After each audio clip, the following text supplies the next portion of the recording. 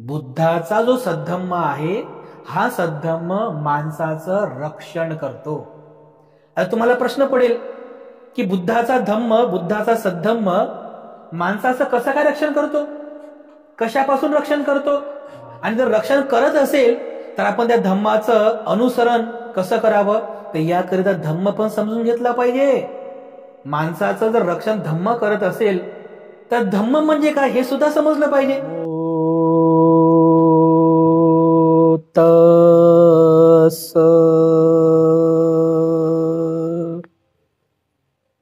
भगवतो अरहतो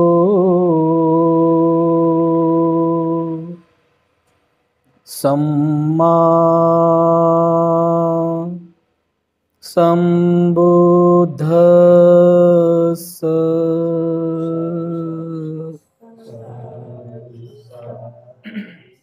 तथागत सम्यक संबुद्धांना त्रिवार अभिवादन करतो. तथागत सम्यक संबुद्धांनी समग्र मानव जातीच्या दुःखमुक्तीसाठी उपदेशिलेला महान सद्धम्म तथा या सद्धम्माचा अविरतपणे प्रचार आणि प्रसार करणारा तथागतांद्वारा स्थापित सदा पूजनीय भिक्खू संघ, या पूजनीय भिक्खू संघाला त्रिवार अभिवादन करतो. तुम्हा सर्वांचे उद्धार करते प्रज्ञा सूर्य बोधिसत्व डॉक्टर बाबासाहेब आंबेडकर यांच्या समग्र धम्मक्रांतीमध्ये जीवनाच्या शेवटच्या श्वासापर्यंत समर्पित राहून आज या मंगलमय प्रसंगी नागपूर या ऐतिहासिक शहरामध्ये मानवटकर परिवारामध्ये आजचा हा धम्मसंस्कार आपण संपन्न करीत आहोत. मानवटकर परिवारातील सुपुत्र उपासक अरहत याचा जन्मदिवसाचं निमित्त साधून मानवटकर परिवाराने पूजनीय भिक्खू संघास निमंत्रित केलं. या निमित्ताने बुद्धपूजा परित्राण पाठ संपन्न झाला, भोजनदान सुद्धा आपण केलेलं आहे. म्हणजे आज अरहतच्या जन्मदिवसाच्या निमित्ताने आपण जे जे काही दान पुण्य, जे जे काही पुण्यकर्म आज अर्जित केलेलं आहे, या पुण्यकर्माच्या बलाने तुम्हा सर्वांस आयुष्य वर्ण सुख आणि बल प्राप्त हो.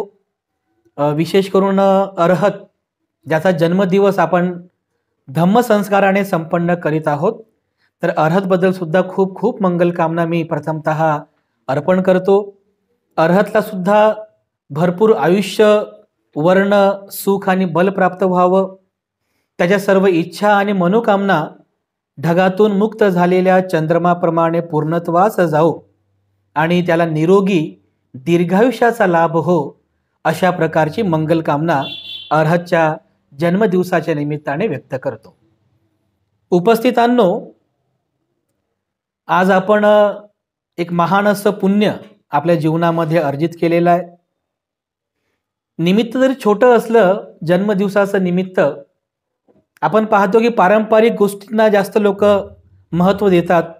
जसं घराला सजवणं, घराला फुगे लावणं, स्टिकर्स लावणं, किंवा ते रील, हॅपी बर्थडे रील लावणे, केक आणणे, केक कापणे, सेलिब्रेशन करणे, मौज मजा करणे, एन्जॉय करणे वगैरे वगैरे. म्हणजे जन्मदिवस साजरा करण्याची पारंपरिक पद्धती असं आपण समाजामध्ये पाहतो. म्हणजे जन्मदिवसाचं जरी निमित्त असेल, पण ते निमित्त आपण धम्मसंस्काराने पुण्यकर्म करून संपन्न करत आहोत, हे आपल्यासाठी सर्वात जास्त महत्त्वाचं आहे. आणि भगवान बुद्ध सुद्धा सांगतात की मानवी जीवनामध्ये सुखपूर्वक जीवन जगण्यासाठी पुण्यकर्म हे सर्वाधिक महत्त्वाचे आहे. तर लोकांकडे पैशाला कमी नाही आहे, लोकांकडे खाय प्यायला कमी नाही आहे, लोकांकडे राहण्यासाठी बंगले आहेत, राहण्यासाठी सुद्धा काही कमतरता नाही आहे. म्हणजे भौतिक गोष्टी भरपूर आहेत, अन्न वस्त्र निवारा सुख साधनं, गाडी बंगला, बँक बॅलन्स, ह्या भौतिक सुख साधनांना काहीही कमतरता नाही, मुबलक प्रमाणामध्ये आहे. पण तरी सुद्धा लोक दुखी असल्याचे आम्ही पाहतो. का तुम्ही सुद्धा पाहत असाल समाजामध्ये की श्रीमंत माणूस सुद्धा, गडगंज संपत्ती असलेला माणूस सुद्धा दुखी असतो. कोणत्या ना कोणत्या कारणास्तव त्याला दुःख भोगावं लागत असते. कोणत्या ना कोणत्या कारणास्तव त्याला रडावं लागतं, त्याला पश्चाताप करावा लागतो. तो रणकंदन करतो, कधी नाराज होतो, कधी बेचैन होतो, कधी उदास होतो. आणि अशाच मानसिकतेमध्ये तो जीवन जगता जगता जगता एवढा दुखी होतो, एवढा दुखी होतो की त्याचं ते दुःख ना पैसा कमी करू शकत, त्याचं ते दुःख ना गाडी बंगला कमी करू शकत, त्याचं ते दुःख भरभरीत कपडे किंवा शेत जमीन हे सुद्धा कमी करू शकत नाही. त्याचं जे दुःख जर कमी करायचं असेल तर त्याला दुःख कमी करण्यासाठी केवळ आणि केवळ बुद्धाचा धम्मच महत्वाचा ठरतो. बुद्धाचा धम्मच लाभदायी ठरतो. म्हणून आतापासूनच जेव्हा आपण या धम्माला जाणतो की म्हणजे माझ्या जीवनामध्ये पुढे घडणाऱ्या सर्व प्रिय किंवा अप्रिय घटनांमध्ये किंवा परिस्थितीमध्ये सुद्धा माझं मन मला बलवान ठेवायचं आहे, माझं मन मला स्थितप्रज्ञ ठेवायचं आहे, मला माझ्या मनाला कमजोर होऊ द्यायचं नाही आहे, मला माझ्या मनाला असं डामाडोल होऊ द्यायचं नाही आहे. कारण बघा बांधवांनो, आपण हे मानवी जीवन जगत आहोत. तर या मानवी जीवनामध्ये जसं सुखद प्रसंग घडतात की नाही, जसं आजचा हा प्रसंग सुखद आहे, आनंद देणारा आहे. परंतु जसे सुखद प्रसंग घडतात तसे दुःखद प्रसंग सुद्धा घडतात, आहे की नाही. जसे मनाला हवा हवासा वाटणारा प्रिय प्रिय वाटणारे प्रसंग घडतात तसे अप्रिय प्रसंग पण घडतात. जीवनामध्ये कधीतरी आपल्याला विजय प्राप्त होईल तर कधी कधी आपल्याला हारला म्हणजे पराजयाला सुद्धा सामोरे जावं लागतं. जीवनामध्ये तुमची भरभरून कोणीतरी लोक स्तुती करतील तर कधी कधी तुमची निंदा पण करतील ना, नाही की नाही. म्हणजे जीवनाच्या दोन्ही बाजू आहेत, ब्लॅक अँड व्हाईट, सुख आणि दुःख, जय पराजय, निंदा स्तुती, लाभ आणि हानी. बरोबर आहे. म्हणजे जीवनाच्या ह्या दोन्ही बाजून आपण बरोबर व्यवस्थित जाणून घेतल्या पाहिजे. आणि याकरिताच आपल्याला स्वतःचं मन हे बलवान बनवणं अतिशय महत्वाचं आहे. आम्ही जेव्हा समाजामध्ये फिरतो त्याचा आपण तर फार श्रद्धावान आहात बघा, श्रद्धावान आहात म्हणूनच तर आपण औरंगाबादवरून भिक्खू संघाला म्हणजे सगळा खर्च करून भिक्खू संघाला इथे बोलवलेला आहे. कारण निमित्त जरी छोटं जरी असलं तर आपण जर विचार केला असता तर हॉटेल बुक केलं असतं, बँकेट बुक केलं असतं, पाहुण्या रावण्यांना बोलवलं असतं, सेलिब्रेशन केलं असतं, केक कापून सगळं सेलिब्रेशन केलं असतं. परंतु आपण या गोष्टींपेक्षाही धम्म संस्काराला जास्त महत्त्व दिलेलं आहे. ही आपली श्रद्धाच आहे, ही आपली श्रद्धा आहे. धम्म संस्काराला जास्त महत्त्व दिलेलं आहे कारण आपण ते जाणलेलं आहात. आपण ते जाणता की जीवनामध्ये धम्म किती महत्वाचा आहे. धम्मच माणसाचं रक्षण करतो. बुद्धाचा धम्म सद्धम्म हा माणसाचं रक्षण करतो. जसं तुम्ही स्वतःचं म्हणजे रक्षण करण्यासाठी, जसं आता आपलं हे शरीर आहे, आपल्या शरीराचं ऊन वारा पाऊस मच्छर किंवा इतरांपासून स्वतःचं रक्षण करण्यासाठी आपण कपडे परिधान करतो की नाही, स्वतःचं रक्षण करण्यासाठी.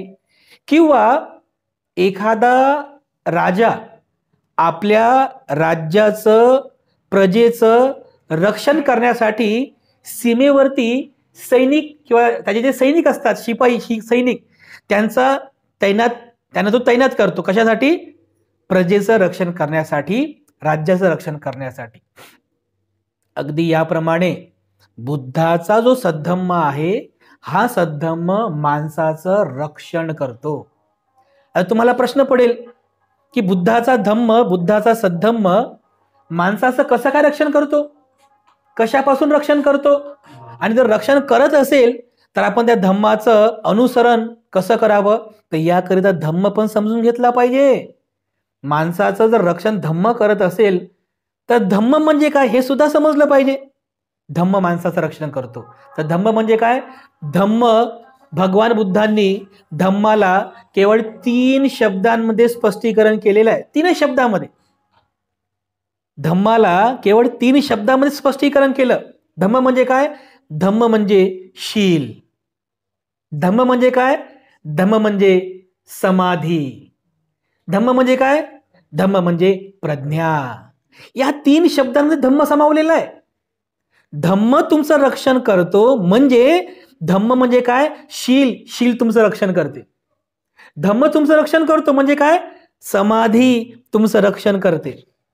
धम्म म्हणजे काय? प्रज्ञा. धम्म रक्षण करते म्हणजे काय? प्रज्ञा तुमचं रक्षण करते. शील, समाधी आणि प्रज्ञा तुमचं नेहमी रक्षण करते. जेव्हा जेव्हा तुमच्यावर कोणता बिकट प्रसंग येतो, जेव्हा जेव्हा तुमच्यावर कोणता दुःखद प्रसंग येतो, तेव्हा तेव्हा शील, समाधी, प्रज्ञा हे धम्माचे 3 अंगच आहेत, ते तुमचं नेहमी रक्षण करतात. मग शील आहे, शील तुमचं रक्षण कसं करते? जसं बघा, तुम्ही सर्व उपासक आणि उपासिका, तुमच्याकरिता भगवान बुद्धांनी दैनंदिन जीवन जगण्याकरिता पंचशिलेचा उपदेश केलेला आहे. बरोबर आहे? तुम्ही नित्यनियमाने पंचशील ग्रहण करता, त्याचं आचरण करता. पंचशील उपासकांसाठी आहे. तर पंचशील म्हणजे काय? मी प्राणीहिंसा करणार नाही, मी चोरी करणार नाही, मी व्यभिचार करणार नाही, मी असत्य भाषण करणार नाही आणि मी मद्यपान करणार नाही. तर बघा, जे जे लोक तुम्ही दुखी पाहता ना, तुमच्या आजूबाजूला बघा, समाजामध्ये बघा, या दुनियादारीमध्ये बघा, या जगामध्ये बघा, जे जे लोक तुम्ही दुःखी कष्टी पाहता ना, तर ते लोक दुःखी किंवा कष्टी यासाठी आहेत कारण ते पंचशीलचं पालन करत नाहीत, शील पालन करत नाहीत. एक तर ते हिंसेच्या मार्गाचा अवलंब करतात. बरोबर आहे? हिंसेच्या मार्ग अवलंब करतात तर दुःखी होतात, किंवा चोरी करतात. साहजिकच आहे, चोरी करतात म्हणजे काय? ते दुःखी होतील ना. त्यानंतर व्यभिचाराच्या मार्गाने जातात, व्यभिचाराचा अवलंब करतात, ते लोक नक्कीच दुःखी होतात. ते लोक आपल्या वाणीचे अकुशल कर्म करतात, खोटं बोलतात, मिथ्या वचन बोलतात, कटू वचन बोलतात, शिव्या व्याप करतात, कठोर बोलतात. वाणीच्या अकुशल कर्मामुळे त्यांना दुःख होते आणि मद्यपान करतात. बघा, सर्वात मोठा लॉस समाजामध्ये पाहतो आपण. नशापान करतात, मद्यपान करतात आणि म्हणून ते लोक दुःखी आहेत, म्हणून ते लोक कष्टी आहेत, म्हणून ते लोक स्वतः शोषित आहेत, कारण ते लोक शील पालन करत नाहीत. आणि शील पालन न केल्यामुळे ते लोक दुःखी असतात बिचारे. म्हणून त्यांना जर या दुःखातून बाहेर यायचं असेल तर त्यांनी काय करावं? त्यांनी धम्माचं आचरण करावं. म्हणजे धम्म तुमचं रक्षण करेल. तर धम्म रक्षण करेल म्हणजे काय? तर त्यांनी धम्माचं हे अंग, शील अंग, याचं आचरण करायला पाहिजे. हिंसा करू नये, कारण हा धम्माचा महत्वाचा अंग आहे. हिंसेचा मार्ग अवलंब करू नये. जो बौद्ध व्यक्ती आहे, जी बौद्ध म्हणजे जो कोणी बौद्ध व्यक्ती आहे, त्या बौद्ध व्यक्तीचं हे लक्षण आहे की बौद्ध व्यक्ती कधी हिंसा करत नाही, बौद्ध व्यक्ती कधी चोरी करत नाही, बौद्ध व्यक्ती कधी व्यभिचार करत नाही, बौद्ध व्यक्ती कधी असत्य भाषण करत नाही आणि बौद्ध व्यक्ती कधी नशापान करत नाही. हे बौद्ध व्यक्तीचा हे बौद्ध व्यक्तीचे गुण आहेत. हा बौद्ध जीवन मार्ग आहे. म्हणून आपण धम्माचा अंगीकार करत असताना काय करायचं? पहिलं अंग शील पालन करायचं. जन्मदिवसाचं निमित्त आहे म्हणून अर्हतला सुद्धा हा उपदेश फार महत्वाचा आहे. आपलं हे मानवी जीवन जगत असताना नेहमी शीलामध्ये आपण निपुण राहिलं पाहिजे, शीलावरती आपण प्रतिष्ठित राहिलं पाहिजे. कधीही आपण हिंसेचा, चोरीचा, व्यभिचाराचा किंवा असत्य वाणीचा आणि मद्यपानाचा, नशापानीचा मार्ग कधीही अवलंब करायचा नाही. जर आपण नित्यनियमाने काटेकोरपणे शीलाचं पालन केलं तर शील तुमचं रक्षण करेल. म्हणजे काय, तुम्ही पुण्यकर्म करताय ना, हे पुण्यकर्म जे केलं तुम्ही शील पालनाचं, हे शील पालनाचं पुण्यकर्म तुमचं रक्षण करेल, तुम्हाला कधी दुःखी होऊ देणार नाही. आणि म्हणून धम्माचं पहिलं अंग कोणतं आहे? शील. शील सदैव तुम्ही शील पालन करावं, शीलवान बनण्याचा आपण प्रयत्न करावा. त्यानंतर धम्म तुमचं रक्षण करते. धम्माचं दुसरं अंग कोणतं आहे? समाधी. समाधी म्हणजे काय? समाधी याचा साधा सोपा अर्थ होतो कॉन्सन्ट्रेशन, म्हणजे एकाग्रता. पण एकाग्रता कशी? एकाग्रताचे शुद्ध चित्ताची एकाग्रता. म्हणजे फक्त असं बसलो आपण तेवढ्यानेच होत नाही, शुद्ध चित्ताची एकाग्रता.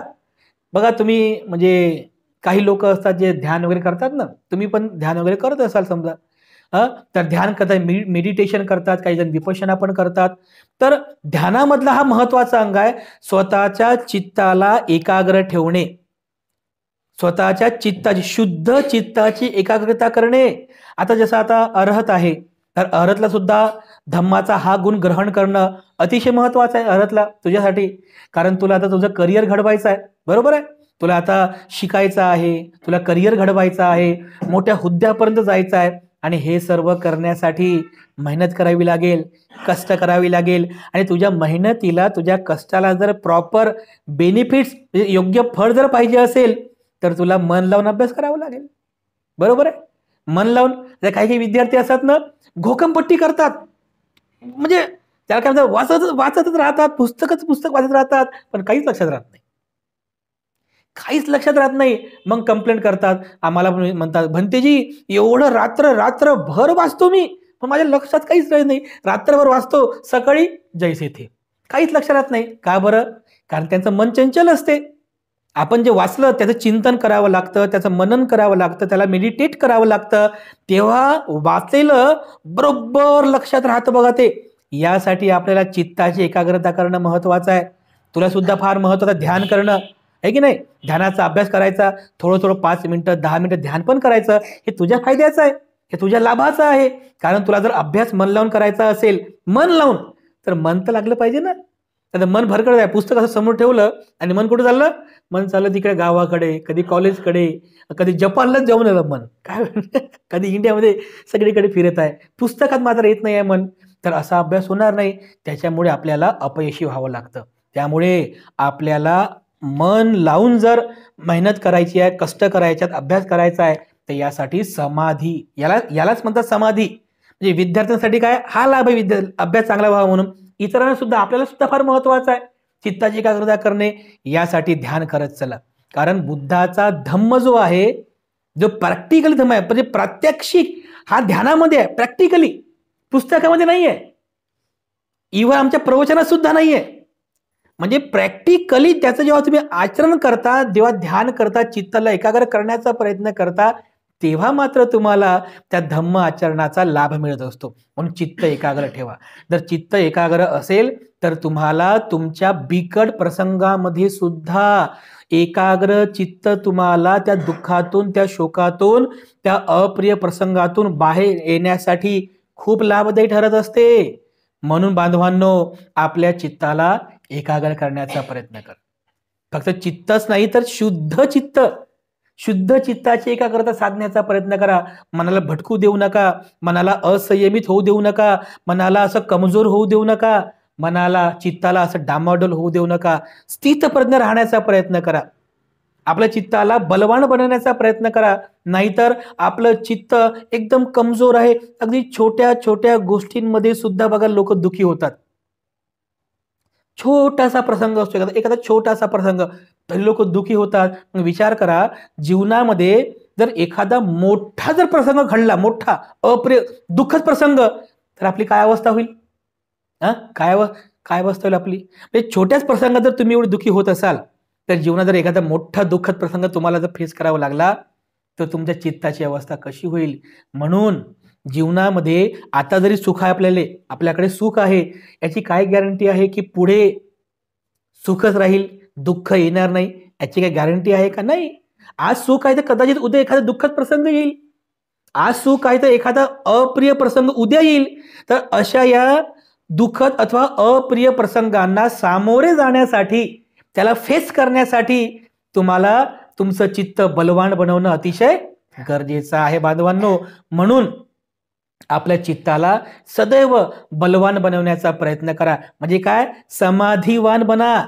जर तुम्ही समाधीवान झाले तर तुमचं नेहमी रक्षण होईल. यालाच माझा धम्म तुमचं रक्षण करतो. ज्यांचे चित्त एकाग्र नाही आहेत, ज्यांचं चित्त असंयमी आहे, ज्यांचं स्वतःच्या चित्तावरती नियंत्रण नाही आहे, बघा ते लोक अनियंत्रित वागतात, स्वैराचाराप्रमाणे वागतात. त्या लोकांना स्वतःच्या चित्तावरती नियंत्रण नसल्यामुळे त्यांच्याकडून जे कर्म घडते ना, अकुशल कर्म घडते. कारण चित्तावर कंट्रोल नाही ना, नेहमी पाप कर्मच घडते, अकुशल कर्मच घडते. म्हणून त्यांचं जे जीवन आहे नेहमी दुःखात जात राहते. आपलं जीवन असं दुःखमय होऊ नये, आपल्या जीवनामध्ये असं दुःखद म्हणजे असं दुःख येऊ नये, याकरिता स्वतःला स्वतःचं जे चित्त आहे, स्वतःचं चित्त एकाग्र करण्याचा प्रयत्न करा आणि त्याकरिता ध्यान करायचं. आम्ही लोकांना सांगत असतो की हे जे तुमचं जे गृहस्थ जीवन आहे, हे गृहस्थ जीवन खूप जबाबदारीने भरलेलं आहे की नाही? आता पती, पत्नी, आई, वडील, भाऊ बहीण, लेकरं बाळ, सासू सासरे, घर दार, गाडी बंगला, बँक नोकर, किती मोठी लिस्ट आहे, किती मोठी लिस्ट आहे की नाही. मग या सगळ्या गोष्टी सांभाळत असताना स्वतःचं चित्त सुद्धा चांगलं पाहिजे ना, पाहिजे की चांगलं चित्त. आपण म्हणतो की नाही मला चांगला मोबाईल पाहिजे, हा पण म्हणत असेल मला चांगली गाडी पाहिजे, मला चांगले कपडे पाहिजे, मला चांगलं चांगलं खायला पाहिजे. मग सगळंच जर जीवनामध्ये चांगलं चांगलं पाहिजे तर सुखी जीवन जगण्यासाठी एक चांगलं मन पण पाहिजे ना हो. आणि हे चांगलं मन कुठून मिळेल, ते स्वतः प्रयत्न करावे लागतील ना आपल्याला. म्हणून स्वतःच्या मनाला चांगलं चांगलं म्हणजे काय, कुशल शुद्ध एकाग्रचित्त बनवण्यासाठी आपण खूप प्रयत्नशील राहायला पाहिजे, ध्यान करायला पाहिजे. जर नागपूरमध्ये मला वाटतं बऱ्याच ठिकाणी ध्यानाचे केंद्र, मेडिटेशन सेंटर्स असतील ना, तर आपण शिबिराकरिता वेळ काढला पाहिजे. बघा बांधवांनो, हे तुमच्या लाभाचं आहे. मला वाटतं 10-10 दिवसांची शिबिरं होतात, तर किमान आपण वर्षातून एकदा का होईना 10 दिवसांचा वेळ काढा आणि त्या शिबिराला जा. नक्कीच तुम्हाला त्याचा लाभ होतो. आणि रोज थोडी थोडी का होईना प्रॅक्टिस करत चला. म्हणून आपल्याला ध्यान करणे तेवढंच महत्वाचं आहे. चित्ताला समाधीवान बनवण्यासाठी, चित्त एकाग्र करण्यासाठी आपल्याला फार महत्वाचं आहे. आणखीन काय, धम्माचं तिसरं अंग प्रज्ञा, शील, समाधी आणि प्रज्ञा. प्रज्ञा तुमचं रक्षण करते. प्रज्ञा तुमचं रक्षण करते. कसं करते रक्षण? प्रज्ञा म्हणजे काय? प्रज्ञा याचा म्हणजे एकदम साधा सोपा अर्थ होतो शहाणपणा. आपण नाही का एखाद्या म्हणतो जास्त शहाणा झाला काय, हा म्हणजे काय, त्याला माझ्या जास्त समजते म्हणून म्हणतो आहोत आपण. शहाणपणा काय? शहाणपणाचा या ठिकाणी अर्थ आपण घेत आहोत की ही चांगलं काय आणि वाईट काय हे समजून घेण्याची सुबुद्धी, एक कॉमन सेन्स, एक कॉमन सुबुद्धी. म्हणजे काय केल्याने माझं भलं होईल आणि काय केल्याने माझी अधोगती होईल हे माणसाला समजलं पाहिजे ना. म्हणजे तेच माणसाला समजत नाही. किंवा कोणता मार्ग माझ्या कल्याणाचा आहे आणि कोणता मार्ग माझ्या दुःखाचा आहे, दुःख देणार आहे, हे समजलं पाहिजे ना माणसाला. कोणता मार्ग हा श्रद्धेचा आहे आणि कोणता मार्ग हा अंधश्रद्धेचा आहे, अंधभक्तीचा आहे, मिथ्या दृष्टीचा आहे, ब्लाइंड फेथचा आहे, हे स्वतःला समजलं पाहिजे. नाहीतर आम्ही पाहतो, आता अर्हत तरी खूप श्रद्धावान परिवारातला पोरगा आहे, पण आम्ही अर्हत किंवा त्याच्या वयापेक्षा मोठे तरुण मुलांना आम्ही पाहिलेलं आहे की असे मुलं म्हणजे MPSC UPSCचा अभ्यास करताना पाहिलं आम्ही की परीक्षा झाली की नारळ फोडायला जातात एखाद्या मंदिरामध्ये आणि काय म्हणतात, माझा उद्या रिझल्ट येऊ दे बरं, माझा रिझल्ट. अरे कसा रिझल्ट येणार नारळ फोडल्याने? येईल का? नारळ फोडल्याने, मेणबत्ती अगरबत्ती लावल्याने येतो का रिझल्ट? खरं सांगा बरं, येतो का रिझल्ट? कॉमन सेन्स आहे ना. मी काय म्हणतो तुम्हाला, कॉमन सेन्स पाहिजे. म्हणजे काय केल्याने माझं भलं होईल हे समजलं पाहिजे आपल्याला. ते पोरं आम्ही पाहतो असे, कारण मी स्वतः त्या क्षेत्रात राहिलेलं, दिल्लीमध्ये मी राहिलेला आहे, मी स्वतः बघितलेलं आहे की ते UPSCचाही अभ्यास करणारे, कलेक्टरची एक्झाम अभ्यास करणारे जी तरुण मुलं असतात, सकाळी उठल्याबरोबर देवीला, त्यांच्या देवांना फुलं, मेणबत्ती अगरबत्ती लावतात आणि प्रार्थना करतात, माझा UPSCचा नंबर लागू दे, माझा मेन्सला नंबर लागू दे, माझा इंटरव्ह्यू. अरे तसं कसं होणार आहे? स्वतःची मेहनत काय कामाची आहे? स्वतःची मेहनत काय कामाची? जर आपण सर्वस्व त्या अंधश्रद्धेमध्ये जात असेल तर बघा, असे अनेक लोक आहेत म्हणजे शिकलेले लोक बघा, MA PhD झालेले, इंजिनियर, वकील झालेले, असेही लोक अंधश्रद्धेमध्ये गुरफटलेले आहेत. अंधश्रद्धेमध्ये गुरफटलेले आहेत. एकदा काय झालं, ते इस्रो माहिती का? इस्रो संघटना माहिती असेल ना, इंडियन स्पेस रिसर्च ऑर्गनायझेशन अशी काहीतरी संघटना आहे. सायंटिस्ट लोक राहतात, सायंटिस्ट लोक. तर कोणत्या वर्षी 2014-15 मध्ये कोणतं त्याचा अध्यक्ष होता, राधाकृष्ण का त्याचं नाव माहीत आठवत नाही मला.